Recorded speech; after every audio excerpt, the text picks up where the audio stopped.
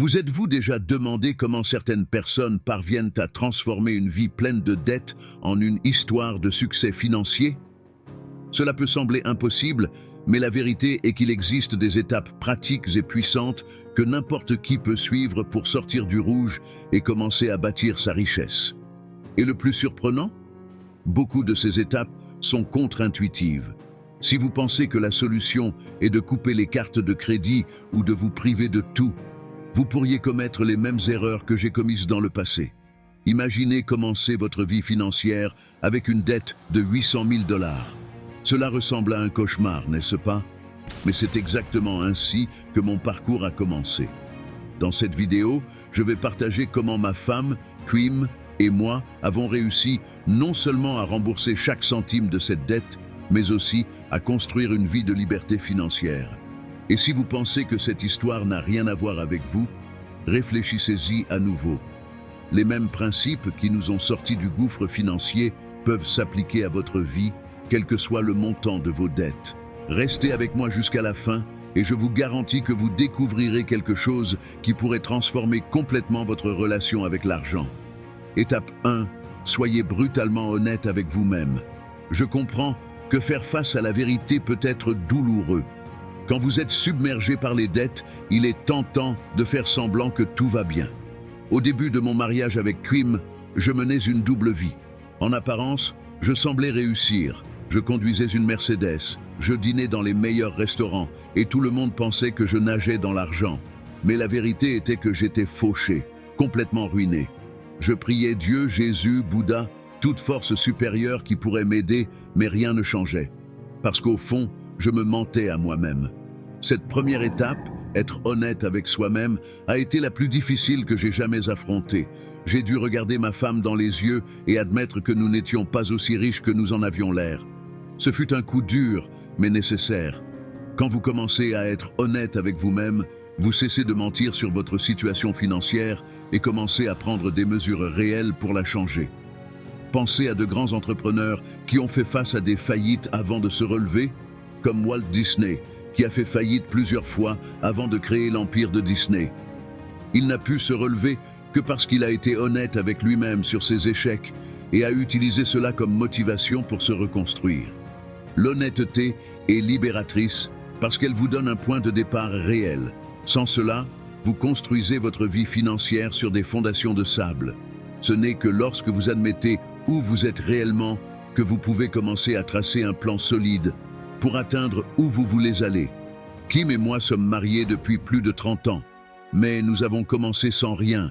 Les gens pensent qu'elle s'est mariée avec moi pour mon argent, mais ce n'est pas vrai. À cette époque, j'étais impliqué dans des affaires et j'ai fini par perdre ma deuxième entreprise. Cela nous a laissés non seulement sans argent, mais aussi avec beaucoup de dettes. Gérer des dettes de 800 000 $ a été une expérience d'apprentissage significative et à la fin, nous avons réussi à tout rembourser. Maintenant, en ce qui concerne le remboursement de vos dettes le plus rapidement possible, beaucoup suggèrent de couper les cartes de crédit. Mais je trouve cela vraiment ridicule, car les cartes de crédit ne sont pas le problème. En fait, j'aime beaucoup les cartes de crédit. Restez attentifs jusqu'à la fin de cette vidéo. N'oubliez pas d'aimer cette vidéo et de vous abonner pour voir plus de contenu informatif et intéressant. Ah, et commentez quel type de vidéo vous aimeriez voir ici. Étape 2. Arrêtez d'accumuler des dettes immédiatement. Cette étape semble évidente, mais beaucoup de gens continuent de s'endetter tout en essayant de se sortir des dettes. Quand Kim et moi avons déménagé d'Hawaï en Californie, nous avons dû apprendre cette leçon de la manière la plus difficile. Nous n'avions nulle part où vivre et avons fini dans le grenier d'un minuscule appartement. Avec seulement 2 $ pour passer le week-end, Kim a dû apprendre à étirer chaque centime pendant que j'étais dehors, essayant de trouver une solution à notre situation. Mais ce sacrifice initial a été crucial pour notre rétablissement financier. Arrêter d'accumuler des dettes, c'est comme stopper une hémorragie. Vous devez le faire avant toute autre chose. Souvenez-vous de l'histoire de Howard Schultz, l'ancien PDG de Starbucks. Quand il a commencé à étendre Starbucks, il n'avait pas un grand capital initial. Il a dû être extrêmement prudent avec les dettes qu'il accumulait, s'assurant que chaque centime emprunté était investi de manière à générer un retour. Il en va de même pour vous. Si vous continuez à vous endetter, vous ne pourrez jamais sortir du trou. Des sacrifices temporaires, comme vivre dans un espace plus petit ou couper les luxes inutiles, sont nécessaires pour arrêter l'hémorragie financière. Et voici le point crucial. Arrêter d'accumuler des dettes ne signifie pas arrêter de vivre. Cela signifie vivre selon vos moyens et donner la priorité à ce qui compte vraiment. C'est ce qui nous a sauvés de couler encore plus. Étape 3. Faites une liste de toutes vos dettes. Maintenant que vous avez cessé d'accumuler de nouvelles dettes, l'étape suivante est de faire face à ce que vous devez déjà. Je sais qu'il peut être effrayant de faire face à la réalité, mais cette étape est absolument nécessaire. Je me souviens quand Kim m'a fait m'asseoir et lister chaque dette que nous avions, des cartes de crédit aux prêts familiaux. Cela a été douloureux, mais essentiel. Cela ne sert à rien de fuir la vérité. C'est comme aller chez le médecin. Vous ne pouvez pas traiter une maladie si vous ne savez pas ce qui ne va pas. Faire cette liste détaillée est comme faire une carte de votre situation financière. Et il ne s'agit pas seulement d'écrire des chiffres sur un papier, il s'agit de comprendre l'impact de ces dettes sur votre vie. Je me suis inspiré de personnes comme Dave Ramsey, qui a construit toute sa carrière en aidant les gens à affronter leurs dettes de front. Il dit toujours, vous ne pouvez pas vaincre ce que vous ne pouvez pas voir. Et c'est vrai. Lister vos dettes vous donne de la clarté, vous montre l'étendue du problème et vous aide à tracer un plan pour le surmonter. Imaginez cela comme un inventaire. Les entreprises font cela régulièrement pour savoir exactement ce qu'elles ont et ce dont elles ont besoin. Vous devez faire de même avec vos finances. Et une fois que cette liste est complète, vous pouvez commencer à visualiser le chemin pour sortir des dettes. Cela ne vous donne pas seulement une vision claire de ce qui doit être fait, mais cela vous motive également à aller de l'avant, car maintenant vous avez un plan. Le mot-clé ici est « toutes ». Certains me regardaient de manière méfiante quand je mentionnais le mot « toutes », car ils avaient beaucoup de dettes et ne voulaient pas l'admettre.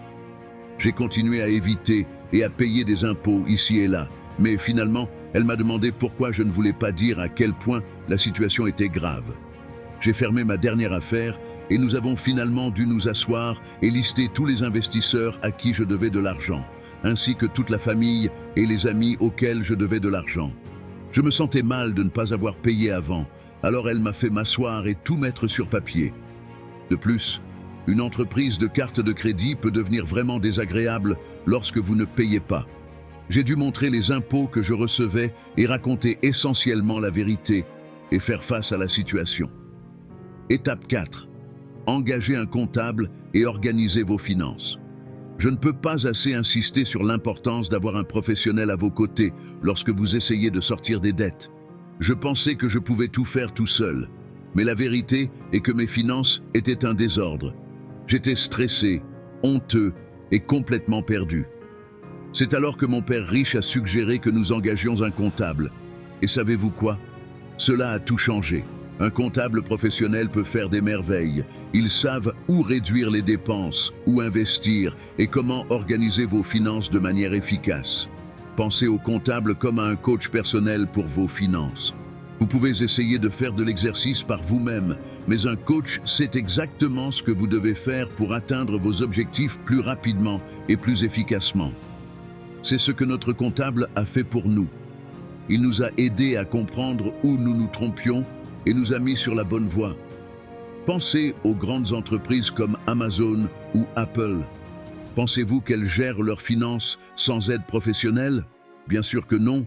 Elles ont des équipes entières de comptables et de conseillers financiers pour s'assurer qu'elles sont sur la bonne voie.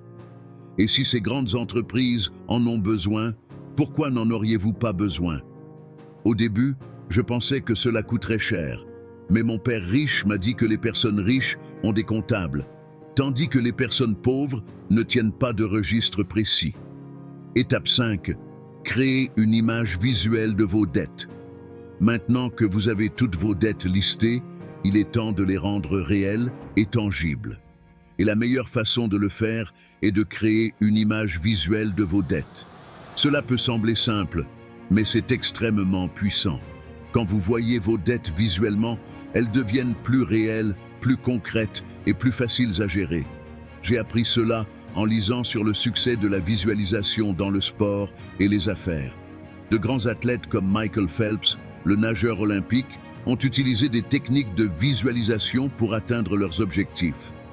Avant chaque compétition, Phelps visualisait sa performance parfaite et cela l'a aidé à remporter des médailles d'or. Le même principe peut être appliqué à vos finances. Visualisez vos dettes, voyez l'impact qu'elles ont et plus important encore, voyez le chemin pour vous en débarrasser.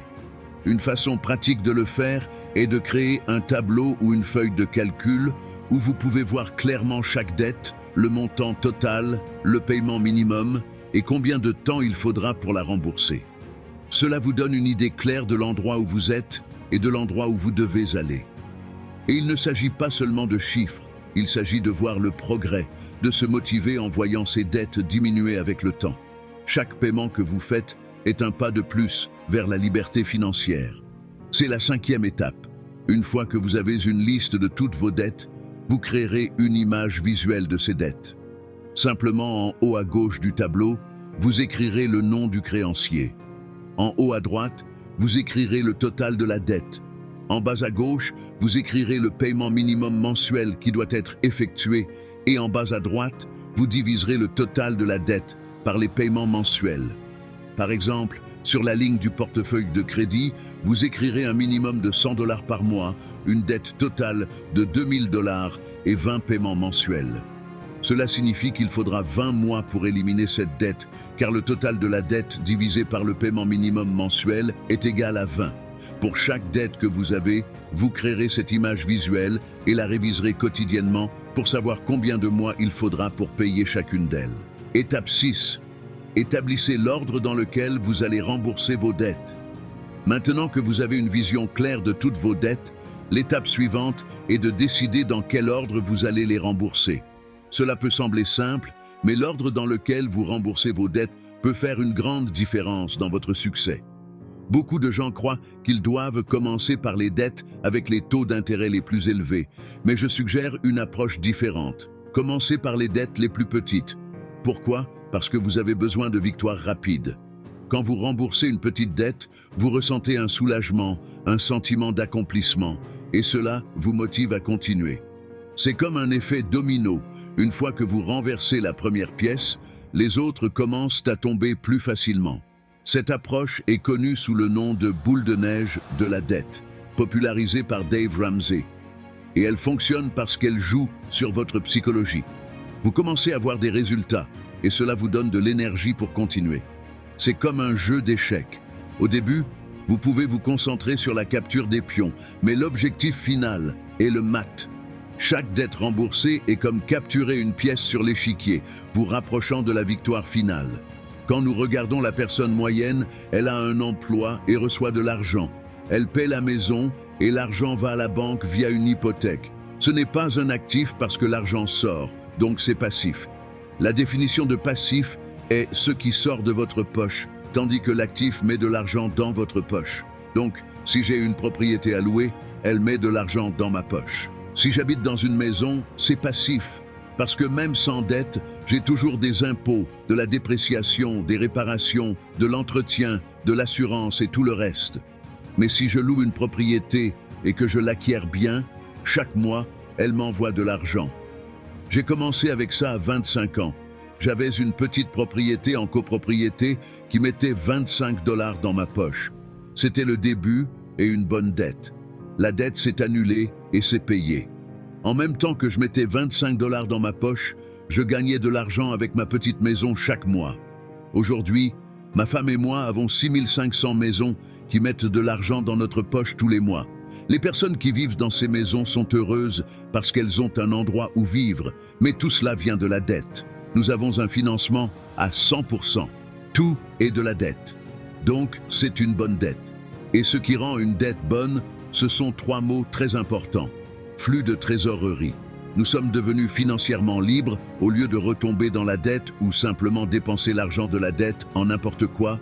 Mais comme le père riche et le père pauvre, nous jouons le jeu du flux de trésorerie. Étape 7. Comprenez la différence entre actif et passif. C'est l'un des concepts les plus fondamentaux pour atteindre la liberté financière.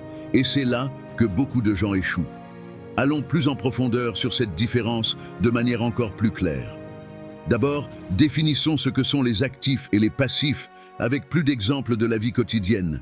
Un actif est tout ce qui met de l'argent dans votre poche de manière cohérente. Cela peut être une propriété que vous louez, des actions qui paient des dividendes, une entreprise qui génère des profits, ou même les droits d'auteur d'un livre ou d'une musique que vous avez créée. Ce sont des exemples classiques d'actifs, mais il y en a d'autres que beaucoup de gens ne considèrent pas. Par exemple, des compétences professionnelles que vous pouvez utiliser pour faire du freelance ou des consultations sont aussi des actifs, car elles peuvent générer un revenu supplémentaire. D'un autre côté, un passif est quelque chose qui sort de votre poche. Cela inclut votre propre maison, si vous y habitez et ne la louez pas, les voitures, les cartes de crédit et même les dettes personnelles. Le problème, c'est que beaucoup d'entre nous avons été conditionnés à penser que des choses comme une maison propre ou une voiture sont des signes de succès, mais en réalité, ce sont des passifs qui drainent notre argent au lieu de nous enrichir. Je vais donner un exemple plus spécifique. Imaginez que vous achetez une voiture neuve. Le prix d'étiquette peut être élevé, mais le vrai coût de la voiture va au-delà du prix d'achat. Vous devez encore payer pour le carburant, l'entretien, l'assurance, les taxes et la dépréciation. Au bout du compte, cette voiture vous enlève constamment de l'argent, c'est un passif. Maintenant, si vous achetiez une voiture pour la louer via une application de covoiturage, cette voiture deviendrait un actif car elle générerait des revenus pour vous. Une autre chose importante à considérer est comment les riches et les pauvres gèrent les actifs et les passifs. Les riches investissent dans des actifs qui génèrent plus d'actifs. Ils comprennent que l'argent doit travailler pour eux. Les pauvres et la classe moyenne, cependant, achètent souvent des passifs en pensant qu'ils investissent dans quelque chose de valeur. Cela crée un cycle où plus d'argent sort qu'il n'entre, rendant difficile la construction de richesses. Par exemple, regardons Robert Kiyosaki, l'auteur de « Père riche, Père pauvre ». Il souligne que l'une des principales différences entre son père riche, qui était en fait le père de son ami, et son père pauvre, son père biologique, était cette compréhension des actifs et des passifs. Alors que son père pauvre croyait que posséder une grande et belle maison était un signe de succès, son père riche se concentrait sur l'acquisition d'actifs comme des propriétés immobilières qui généraient des revenus constants. Comprendre cette différence et l'appliquer dans votre vie peut être transformateur. Quand vous commencez à vous concentrer sur l'acquisition d'actifs, au lieu d'accumuler des passifs, vous commencez à voir votre argent croître. Et plus important encore, vous commencez à construire une base financière solide qui vous donne plus de liberté et de sécurité à long terme. Étape 8. Utilisez la dette à votre avantage. Lorsqu'il s'agit de dette, la plupart des gens voient cela comme quelque chose de purement négatif. Et bien sûr, beaucoup de dettes peuvent être préjudiciables, surtout celles accumulées par des dépenses impulsives ou des investissements mal planifiés. Cependant, il y a un aspect de la dette que beaucoup de gens ignorent, la capacité d'utiliser la dette comme un outil puissant pour augmenter ses investissements et accroître sa richesse.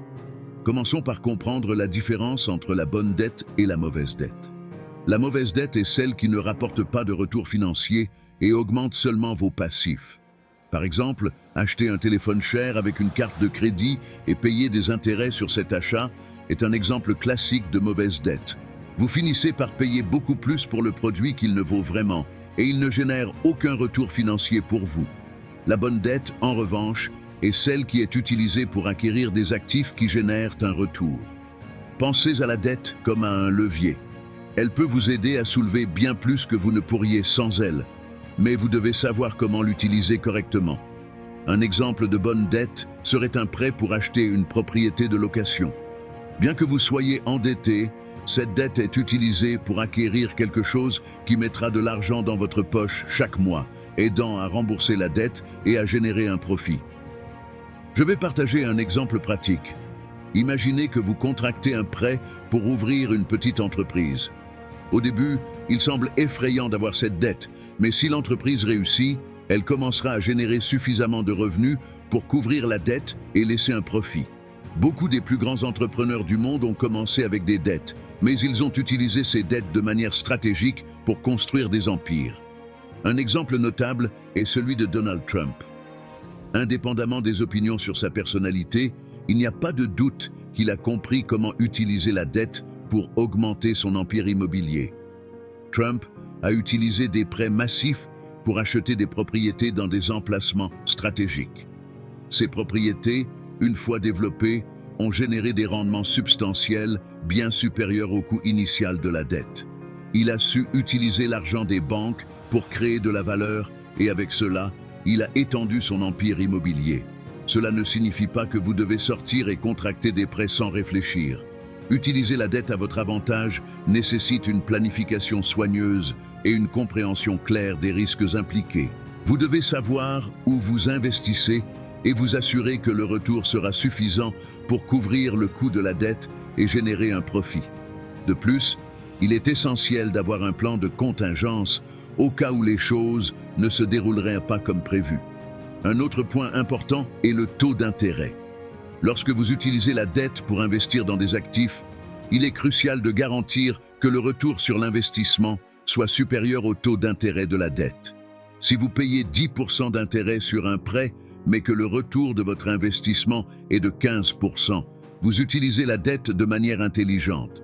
Cependant, si le retour est inférieur aux intérêts, vous ne faites qu'augmenter vos passifs. Elon Musk est également un exemple contemporain de comment utiliser la dette stratégiquement. Il a utilisé le financement pour propulser des entreprises comme Tesla et SpaceX, qui sont maintenant des leaders dans leurs marchés respectifs. Musk a compris que pour innover et croître dans des marchés hautement compétitifs, il aurait besoin de capital et il a utilisé la dette comme un outil pour atteindre cette croissance. Donc, le secret pour utiliser la dette à votre avantage est de la traiter comme un outil, pas comme un fardeau. Lorsqu'elle est utilisée correctement, la dette peut être l'un des instruments les plus puissants pour bâtir de la richesse et atteindre vos objectifs financiers. Étape 9. Gérez vos dépenses avec intelligence. C'est le dernier, mais certainement pas le moindre, point que je veux aborder. Souvent, nous sous-estimons l'impact que les petites dépenses ont sur notre vie financière. La vérité est que, si vous ne contrôlez pas vos dépenses, vous ne pourrez jamais construire une base financière solide, peu importe combien d'argent vous gagnez. Parlons de ce que j'appelle les dépenses fourmis. Ce sont les petites dépenses quotidiennes qui semblent inoffensives, mais qui, au fil du temps, représentent une somme considérable. Pensez à ce café que vous achetez tous les jours, ou aux petits abonnements à des services que vous n'utilisez même plus. Ces petites dépenses, lorsqu'elles sont cumulées, peuvent vider une partie considérable de votre revenu sans que vous vous en rendiez compte. Faisons un calcul simple. Imaginez que vous dépensez 5 $ par jour pour un café. Cela semble peu, n'est-ce pas? Mais sur un mois, cela équivaut à 150 $. Et sur un an, ce sont 1800 $. Maintenant, pensez à ce que vous pourriez faire avec ces 1800 $ s'ils étaient investis dans quelque chose qui génère un retour. C'est la différence entre laisser l'argent sortir de votre poche sans contrôle et gérer vos dépenses avec intelligence. Gérer vos dépenses signifie être conscient de chaque centime. Cela ne signifie pas que vous devez vivre une vie spartiate en coupant tous les plaisirs, mais plutôt que vous devez prioriser vos dépenses en fonction de ce qui compte vraiment. Si prendre ce café tous les matins est quelque chose qui vous apporte vraiment de la joie, continuez à le faire. Mais peut-être pouvez-vous couper d'autres dépenses qui ne sont pas si importantes, comme cet abonnement à un service de streaming que vous n'utilisez presque pas. Un exemple intéressant est celui de Warren Buffett, l'un des hommes les plus riches du monde, qui est connu pour sa frugalité. Malgré sa richesse immense, Buffett vit toujours dans la même maison qu'il a achetée en 1958 et est notoirement prudent avec ses dépenses. Il comprend que chaque dollar qu'il dépense inutilement est un dollar qui pourrait être investi pour générer plus de richesse. Un autre exemple est celui d'Ingvar Kamprad, le fondateur d'IKEA. Kamprad, malgré son statut de milliardaire, était connu pour sa simplicité et son attention à ses dépenses. Il conduisait une vieille voiture, volait en classe économique et cherchait toujours des moyens d'économiser au quotidien. Cette mentalité frugale a contribué au succès continu de son entreprise et à sa fortune personnelle. Une étape pratique pour commencer à mieux gérer vos dépenses est de créer un budget mensuel. Un budget vous aide à visualiser exactement où va votre argent et où vous pouvez réduire les dépenses. Il existe de nombreux outils et applications disponibles qui peuvent vous aider à faire cela de manière simple et efficace. Mais le plus important est l'engagement. Un budget ne fonctionne que si vous êtes prêt à le suivre rigoureusement. Un autre aspect crucial de la gestion de vos dépenses est de penser à long terme. Souvent, nous sommes tentés de dépenser de l'argent dans des choses qui nous donnent un plaisir immédiat, mais qui n'apportent aucun bénéfice durable. Investir dans l'éducation, la santé ou votre propre entreprise, par exemple, sont des moyens de dépenser de l'argent qui peuvent apporter des retours bien plus importants à l'avenir. Enfin, je veux souligner l'importance d'ajuster votre style de vie en fonction de vos objectifs financiers. Cela peut signifier faire quelques sacrifices dans le présent pour récolter de grandes récompenses à l'avenir. Par exemple, au lieu d'acheter une voiture neuve, vous pouvez opter pour un modèle d'occasion et investir la différence dans un fonds de retraite. Ou, au lieu de sortir dîner toutes les semaines, vous pouvez cuisiner à la maison et utiliser l'argent économisé pour rembourser une dette ou investir dans un cours qui améliore vos compétences professionnelles. Ce processus exige de la discipline et de l'engagement. Rappelez-vous qu'il s'agit d'un voyage de la situation actuelle à la destination souhaitée. Sans dévouement et discipline, le processus peut s'effondrer. Je vous encourage à partager cela avec tous ceux qui vous entourent, pour les éveiller à la vérité. La clé du succès financier est de se concentrer sur la génération de multiples sources de revenus. Nous ne parlons pas d'une, mais de plusieurs sources de revenus. Pendant que nous nous éduquons financièrement, nous développons une mentalité entrepreneuriale et générons des idées commerciales pour obtenir des revenus. Au début, nous devons prêter attention aux dépenses et à l'endroit où va notre argent. Une grande partie de notre façon de penser et de gérer notre argent vient de notre passé. Dans 99% des cas, notre chemin dans le monde financier commence par l'emploi et la dépendance au salaire. Mais si nous sommes suffisamment intelligents financièrement, cet emploi et ce salaire, qui pour beaucoup est un désavantage, s'ils sont bien gérés, peuvent générer du capital. Vous pouvez générer du capital comme une graine pour commencer à obtenir des profits, faire des affaires et investir. C'est pourquoi les idées que nous allons expliquer dans cette vidéo pour réduire les dépenses peuvent être le début d'un monde plein d'opportunités infinies pour vous. Vous avez juste besoin d'apprendre à gérer votre argent. Ce ne sont que quelques idées, mais vous devez les adapter à votre propre réalité et les compléter avec vos propres idées pour les rendre plus puissantes. Beaucoup de gens font l'erreur de faire des achats à cause des promotions, pensant à tort qu'ils économisent de l'argent. Mais la réalité est que lors d'une promotion, seul l'argent change de main et de propriétaire. Être riche ou pauvre dépend de la direction que prend l'argent. Si la majeure partie du temps, l'argent entre sur votre compte, alors vous êtes définitivement sur la voie de la liberté financière. Il existe une phrase très populaire parmi les personnes pauvres qui dit ceci: « Si vous ne vous endettez jamais, vous n'atteindrez jamais rien. » Nous sommes sûrs que peu de phrases génèrent autant de pauvreté et d'esclavage économique que celle-ci. La raison pour laquelle cette phrase est si préjudiciable est la suivante. Lorsque nous achetons à crédit, nous payons des intérêts composés. Ces intérêts composés enrichissent ceux qui les reçoivent et appauvrissent ceux qui les paient. Les intérêts composés pour ceux qui les paient représentent 2 ou 3 fois le prix d'achat original, et pour ceux qui les reçoivent, ils représentent un bénéfice de 2 ou 3 fois le prix de vente original.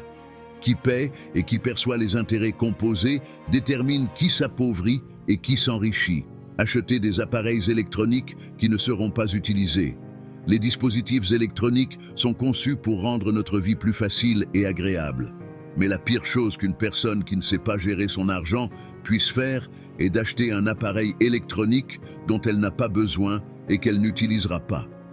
Faire cela revient littéralement à se débarrasser de l'argent, gagné avec effort, pour acheter quelque chose qui accumulera probablement de la poussière chez vous. Acheter des choses de marque. Tout comme acheter des dispositifs électroniques que vous n'utilisez pas, De nombreuses marques n'ajoutent pas de valeur ni de qualité à votre vie. La seule chose qu'elles font est de multiplier le prix des choses par 3 ou 4 fois, simplement parce qu'elles sont des marques à la mode. Au contraire, achetez ce dont vous avez besoin, ce qui est utile ou qui vous fait vous sentir à l'aise, mais évitez d'acheter des choses juste parce qu'elles ont une certaine marque. J'ai rencontré beaucoup de personnes pauvres et de classe moyenne qui ont plus d'argent investi dans des vêtements que le patrimoine bancaire d'une personne riche. Dépenser en cigarettes. En plus des dommages nocifs pour la santé, fumer affecte également négativement les finances. Il suffit de faire le calcul avec la monnaie de votre pays. Un paquet de cigarettes en Espagne peut coûter entre 4 et 5 euros. Si nous fumons 2 paquets complets par semaine, cela ferait 8 paquets par mois, ce qui coûterait 36 euros par mois en cigarettes. En un an, cela représenterait 432 euros. En 10 ans, vous paieriez 4 320 euros. Et en 50 ans, vous dépenseriez 20 600 euros. La plupart des gens dépensent bien plus que cela. C'est pourquoi l'impact sur les finances personnelles est bien plus important que ce que l'on imagine lorsqu'il s'agit d'une dépendance constante. Allez faire du shopping au centre commercial. Sans offenser, mais aller au centre commercial est l'un des plus grands passe-temps des personnes pauvres et salariées, surtout le jour de paie. 2 choses se produisent lorsque vous visitez le centre commercial. Premièrement, vous perdez du temps que vous pourriez utiliser pour lire, vous éduquer, vous entraîner et grandir. Deuxièmement, être au centre commercial fait de vous une proie facile pour les achats impulsifs et à crédit. Les achats impulsifs font référence à l'achat de quelque chose dont vous n'avez pas besoin et que vous achetez juste pour éprouver le plaisir d'avoir quelque chose de nouveau. Vous pouvez vous sentir important en faisant des achats impulsifs. Les riches continuent de s'enrichir parce qu'ils vendent beaucoup, tandis que les pauvres deviennent de plus en plus pauvres parce qu'ils achètent en excès. Avoir une grande télévision. En visitant la maison d'une personne à faible revenu, il est courant de trouver une grande télévision par rapport à ses gains. Dans la maison d'une personne riche, il est possible de trouver une bibliothèque étendue proportionnelle à ses revenus. La télévision, souvent, devient le principal moyen éducatif pour les pauvres et la classe moyenne, étant éduqués par le biais de feuilletons, de télé-réalité, de sport, de concours de beauté et d'annonces. Et après, ils se demandent pourquoi ils gagnent si peu. Acheter des smartphones à crédit. Bien que les smartphones offrent d'innombrables applications et outils, la plupart des gens n'utilisent que 5% de leurs fonctionnalités, comme WhatsApp, Facebook, Instagram, YouTube et prendre des photos. Voir quelqu'un avec un salaire minimum enlisé dans des dettes ou piégé dans la course des rats parce qu'il a acheté le téléphone le plus cher qu'il pouvait se permettre à crédit est une situation douloureuse. Fréquenter les clubs nocturnes. La boisson alcoolisée, compte tenu de sa valeur, est bien plus chère que la nourriture. Bien que le loisir soit important, l'abus de sorties nocturnes et de fêtes peut nuire aux chances d'atteindre la vie désirée. Si l'argent dépensé lors d'événements et de fêtes entre 18 et 30 ans était investi, même partiellement, il est probable qu'à 30 ans, on ait déjà accumulé de la richesse. Acheter une voiture neuve. La voiture est un luxe, sauf si elle est utilisée pour générer des revenus. Une voiture neuve perd environ 25% de sa valeur en quittant le concessionnaire et après 3 mois, elle se déprécie d'environ 45%. Il est important de considérer que la mentalité d'employé peut conduire à des investissements risqués, comme l'achat d'une voiture neuve, sans être surpris par la dépréciation, alors qu'une baisse de 45% sur le marché boursier peut causer la panique. Aller au restaurant. Ce conseil s'adresse particulièrement à la classe moyenne, souvent endettée et compatissante, qui dépense des sommes importantes dans les restaurants. La fréquentation des restaurants peut représenter une perte d'opportunité pour construire de la richesse. Il est crucial d'analyser et d'évaluer si les dépenses pour les repas à l'extérieur sont vraiment nécessaires au quotidien. L'objectif doit être de dépenser intelligemment, car la véritable prospérité financière vient de la croissance et de la diversification des revenus. En réduisant les dépenses, il est possible d'augmenter la capacité d'investir et de construire de la richesse. La discipline financière est essentielle pour saisir les opportunités et augmenter la capacité de dépenser, contribuant ainsi à la construction d'un fonds financier solide. Analyser chaque dépense individuellement et évaluer la nécessité de la maintenir au quotidien sont des étapes essentielles pour une gestion financière efficace. Demandez-vous si ces dépenses en valent vraiment la peine. Réfléchissez à l'importance de ces dépenses dans votre vie, si elles sont vraiment décisives pour vous. Si vous réalisez qu'elles ne sont que pour bien paraître aux autres, sans ajouter de valeur réelle, envisagez de les éliminer. Beaucoup de dépenses, en particulier celles mentionnées précédemment, sont complètement inutiles et peuvent être considérées comme des dépenses fourmies, petites, fréquentes et répétitives, causant des dommages significatifs à nos poches et à notre avenir financier. Tout comme un bateau ne coule pas parce qu'il a été coupé en deux, mais à cause d'un seul trou par lequel l'eau entre goutte à goutte, nos finances personnelles peuvent rencontrer des problèmes similaires. Si nous ne contrôlons pas ces petites fuites financières, même si nous avons la capacité d'investir et de négocier, nos finances peuvent couler. Il est crucial d'apprendre à contrôler les dépenses, pas nécessairement en les éliminant toutes d'un coup, mais en se concentrant particulièrement sur celles mentionnées précédemment et sur toute autre qui aurait échappé à votre contrôle. Une fois que vous avez un contrôle sur elles, concentrez toute votre énergie, votre imagination et votre intelligence à construire des sources de revenus, à augmenter vos gains, à valoriser votre talent et à développer votre intelligence financière. Le plus important est de mettre vos gains en pilote automatique, vous permettant de générer des revenus de manière cohérente. Concentrez toutes vos énergies sur ce projet, mais soyez conscient des fuites financières possibles. Contrôlez vos dépenses et concentrez-vous sur la génération de revenus. Conclusion. J'espère que vous avez trouvé cette vidéo incroyable et utile. Si vous êtes arrivé jusqu'ici, félicitations. Cela montre que vous êtes une personne engagée envers votre prospérité financière. Laissez un commentaire en disant « Je suis arrivé jusqu'à la fin » pour que je sache que vous êtes vraiment déterminé à changer votre vie financière. Bientôt, nous mettrons un e-book spécial dans le commentaire épinglé qui vous aidera encore plus dans ce voyage vers la liberté financière. N'oubliez pas de liker la vidéo, de vous abonner à la chaîne et d'activer les notifications pour ne manquer aucun contenu. À la prochaine!